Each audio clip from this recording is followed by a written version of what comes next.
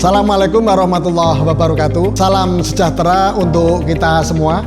SMK bisa, SMK hebat, SMK bisa hebat.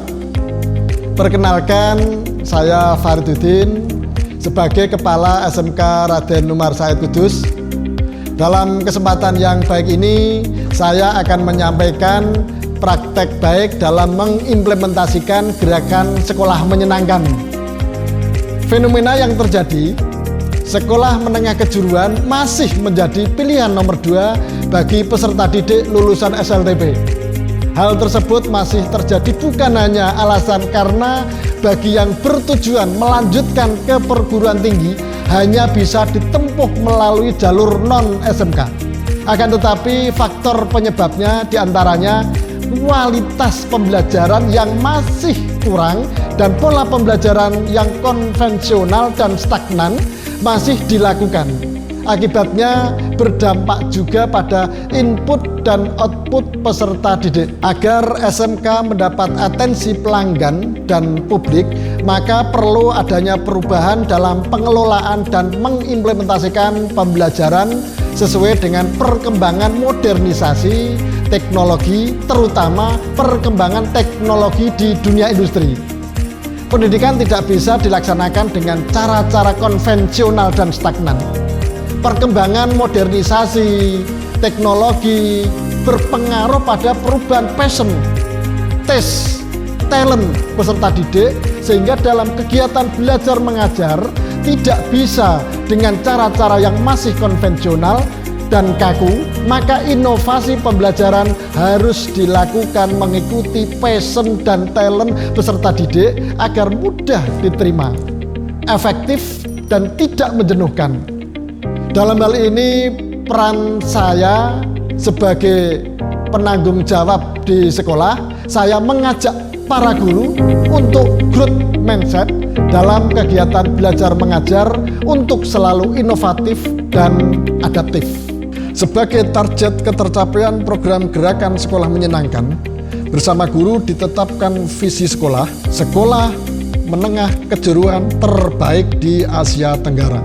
Adapun strategi pengembangan SMK berbasis industri dan menyenangkan: 1. Gerakan perubahan mindset warga sekolah. 2. Membangun kemitraan dengan industri secara real saling menguntungkan. 3. Pengembangan sarana prasarana sesuai ekspektasi industri pasangan. 4. Pengadaan unit produksi sebagai sarana teaching factory. Dan 5. Penataan lingkungan sesuai passion siswa. Kurikulum adalah hal yang paling dasar, maka kurikulum yang diimplementasikan adalah kurikulum esensial. Dalam praktek pembelajaran kompetensi dasar atau capaian pembelajaran, yang diajarkan hanya yang terintegrasi dengan proyek atau materi ajar kejuruan. Pelaksanaan pembelajaran dilaksanakan dengan project based learning dan problem based learning. Yang paling efektif dalam dua hal pembelajaran tersebut, sekolah mendirikan unit produksi sebagai sarana teaching factory agar terjadi praktek real berbasis industri.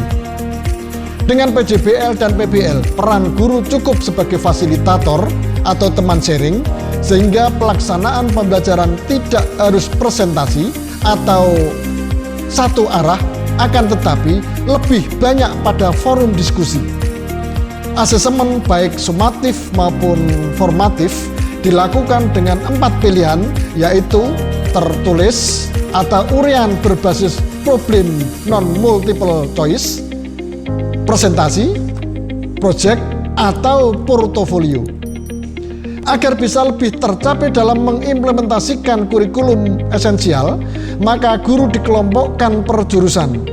Bagi guru produktif dan non-produktif yang mengajar di jurusan tertentu harus tinggal di satu ruangan, sehingga dalam menentukan KD atau CP atau materi ajar bisa selalu berkolaborasi sesuai dengan proyek yang diajarkan oleh guru produktif.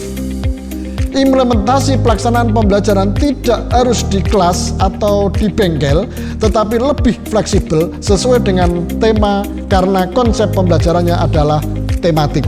Untuk mendukung pembelajaran tematik perlu disiapkan sarana prasarana yang mempresentasikan suasana yang menyenangkan dan budaya industri. Pelaksanaan inovasi pembelajaran yang dikemas dengan konsep pembelajaran yang menyenangkan berdampak pada perubahan yang positif. 1. Dengan pembelajaran yang mengintegrasikan semua mapel pada kejuruan akan membantu peserta didik lebih fokus dan mindsetnya terkonsentrasi pada kejuruan. 2. Kompetensi peserta didik lebih maksimal. Lulusan tidak hanya berbekal ijazah, tapi lebih ke portofolio.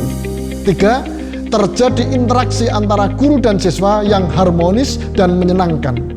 4. Input peserta didik jauh lebih meningkat dari sebelumnya. 5. Keterserapan alumni di industri meningkat di angka 90%. Saya Asistiawati, guru produktif DKV dari SMK Raden Umar Said Kudus. Dengan pembelajaran inovatif dan menyenangkan, ternyata lebih bisa diterima dan efektif untuk meningkatkan kompetensi peserta didik. Hai, perkenalkan saya Asti Wulandari dari kelas 11 DKV 1 SMK Raden Umar Said Kudus. Saya lebih senang dan enjoy dengan pembelajaran yang inovatif karena tidak menjenuhkan dan saya lebih fokus pada kompetensi kejuruan yang saya tekuni. Saya sangat senang dan sangat puas. Demikian dan terima kasih telah menyaksikan video berbagi praktek baik ini. Semoga bermanfaat, menambah referensi dalam pengembangan sekolah. Assalamualaikum warahmatullahi wabarakatuh.